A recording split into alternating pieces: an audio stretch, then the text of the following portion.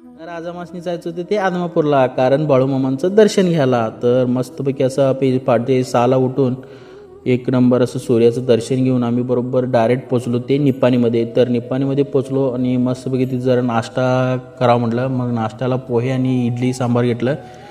मस्तपैकी इडली सांबार खाऊन डायरेक्ट बाळूमामांच्या मंदिरमध्ये पोचलं.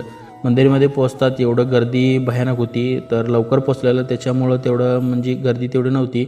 तर मस्तपैकी बाळूमामांचं दर्शन ते सगळं झालं एक नंबर असं. तर गर्दी तर खूप होती. प्रसादला जावं म्हटलं तर प्रसादचं अजून म्हणजे गर्दी होती तिकडं, तिकडं काही गेलं नाही. मग पोरं म्हटली चला जाऊया, आता झालं दर्शन झालं सगळं झालं. मग लास्टला मामांचं भंडारा ते लावून घेतलं, कारण भंडारा लावून घेतलं तर एक वाईबच म्हणजे एक एनर्जीच वेगळं येते. आणि पैसे जर लावायला बघितलं आमचं मयू खरं लागलं नाही. तर तिथनं आम्ही जायला सुरुवात केलं घरला. तर भावनो व्हिडिओ कसा वाटलं फॉलो करा, शेअर करा आणि लाईक करायला विसरू नका.